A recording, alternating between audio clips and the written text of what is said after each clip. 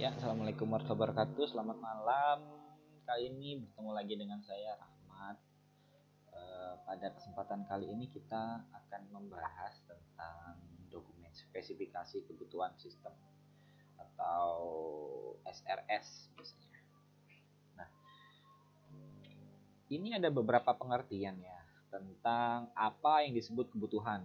Menurut IEEE 93, kebutuhan atau persyaratan adalah kondisi atau kemampuan yang diperlakukan pemakai untuk menyelesaikan suatu persoalan.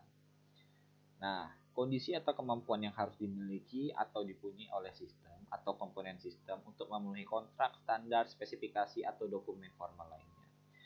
Kebutuhan sistem itu adalah kondisi, syarat, kriteria, atau kemampuan yang harus dimiliki oleh sistem untuk memenuhi apa yang disyaratkan atau diinginkan.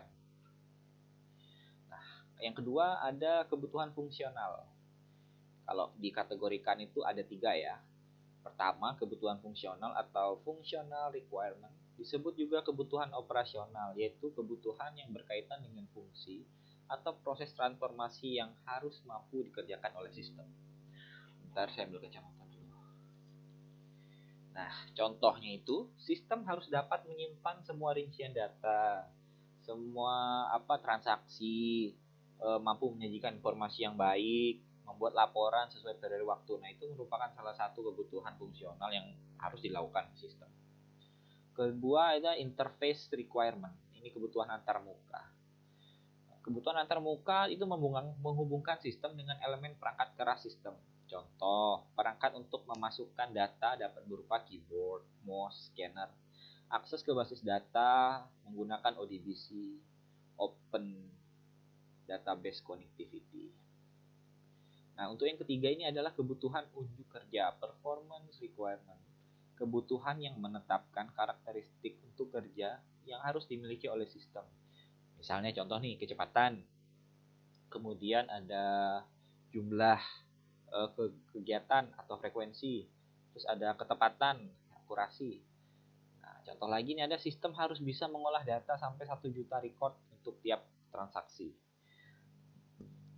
Itu kan kita berbicara tentang kapabilitas sebuah sistem. Kemudian sistem harus dapat digunakan oleh multi user. Nggak itu maksudnya sistem yang digunakan nggak spesifik, nah, cuman dia aja yang ngerti sistemnya, kan nggak harus begitu, sedangkan penggunanya atau usernya banyak. Jadi makanya sistem yang dibuat itu biasanya secara umum atau bisa digunakan oleh khalayak ramai. Kemudian waktu tanggap penyajian informasi maksimal selama 1 menit. Nah, itu bisa aja kan kita rubah 30 detik. Itu sesuai dengan standar berdasarkan kuesioner yang udah kita tebar nanti kalau kita punya data yang ada seperti itu. Mengapa kebutuhan itu penting? Pertama, karena sangat mempengaruhi sukses atau gagalnya pelaksanaan pengembangan sistem. Jadi kalau sukses atau gagalnya pelaksanaan pengembangan sistem itu bisa dipengaruhi salah satunya oleh kebutuhan. Kebutuhannya nggak cocok, pengembangan sistemnya tidak sesuai, makanya sistemnya itu bisa gagal atau tingkat kesuksesannya itu rendah. Nah, menurut hasil survei DeMarco, saya nggak tahu juga siapa ini DeMarco. Itu kayaknya orang Selindung mungkin ya. 56% kegagalan proyek pengembangan sistem dikarenakan ketidaklengkapan pendefinisian kebutuhan dari sistem tersebut. Benar. Jadi kalau kita tidak bisa berimajinasi atau mendeskripsikan secara rinci sistem yang akan kita bangun, kegagalan proyek itu makin besar terjadi. Karena apa? Kan tidak tahu apa yang akan kita bangun. Jadi bagaimana kita mendeskripsinya kan? Logikanya seperti itu. Makanya si DeMarco ini berhasil membuat survei, data dari dia itu kita dapat 56%. Kemudian ada analisis kebutuhan sistem. Nah, pada tahap ini, analisis mempelajari masalah yang ada pada sistem yang dikembangkan sehingga dapat ditentukan seperti siapa pemakai yang menggunakan sistem. Kemudian sistemnya itu digunakan di mana sih? Apakah di kantor saja, apakah di rumah, apakah di di ruangan terbuka atau tertutup, apakah ruangannya ber-AC, semua itu harus dideskripsikan sehingga kita bisa menjaga lingkungan sistem tersebut. Ya, misalnya server nih, kalian taruh di ruang biasa kan panas dia. Nanti akan timbul kerusakan, makanya kan kalau server biasanya taruh di tempat yang dingin. 3. pekerjaan apa saja dari pemakai yang akan dibantu oleh sistem. Kan misalkan ya, saya bagian apa ya? Saya bagian pendaftaran deh. Apa mungkin saya bisa membuka sistem bagian pembayaran? Kan nggak bisa. Makanya kan pemakai tersebut, dalam hal ini saya dalam bagian pendaftaran hanya bisa mengutak-atik sistem yang ada di bagian pendaftaran aja. Keempat, apa saja cakupan dari pekerjaan tersebut? Bagaimana mekanisme pelaksanaannya? Yang terakhir, ada apa yang menjadi kendala dilihat dari sisi teknologi yang digunakan atau dari hukum standar. Nah, biasanya para pengembang itu dalam menganalisis masalahnya, dia tuh melakukan beberapa hal. Satu, ada namanya teknik wawancara. Dia tanya langsung kebutuhan sistemnya itu atau keinginan si pembuat itu seperti apa. Itu wawancara dicatat. Atau observasi. Misalkan nih sudah ada kegiatan apa sih sistemnya ya. Maksudnya walaupun itu masih konvensional atau manual, kan sudah terjadi tuh dari bagian A ke B ke C, dia mengamati, oh prosedurnya begini begini begini, nanti disistemkan sama dia. Itu sistemnya observasi, dia mengamat langsung. Ketiga, ada kuesioner. Nah, kuesioner ini dia menulis kebutuhan-kebutuhan sistem yang sudah dia bangun,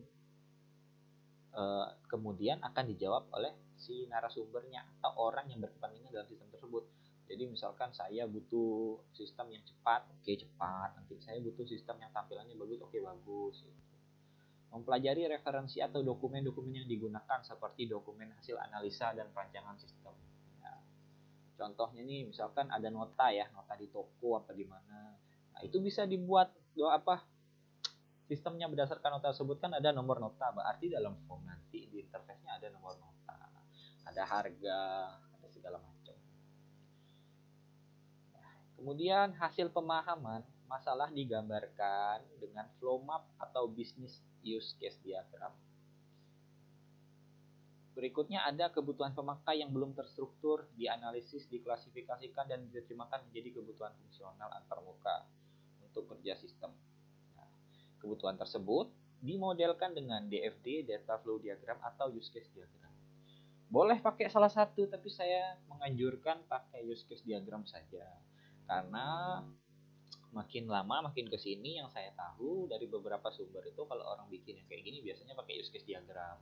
Apakah boleh pakai DFD? Boleh saja, hanya saja kan enak dengan referensi. Oh referensinya seperti itu, kita buatkan contoh yang sama. Kan jadi sehingga dalam proses pembelajaran ini akan lebih mudah. Sistem kebutuhan sistem sistem kebutuhan spesifikasi kebutuhan sistem atau SRS, System Requirement Specification, sebuah dokumen yang bersih pernyataan lengkap dari apa yang dilakukan oleh sistem. SRS harus menguraikan definisi masalah dan menguraikan masalah dengan tepat dan dengan cara yang tepat pula. Nah, saya rasa sampai sini saja. Selebihnya bisa kalian baca dan kita akan diskusikan seperti biasa. Oke, sekian dari saya. Assalamualaikum warahmatullahi wabarakatuh. Selamat malam, jangan lupa bahagia.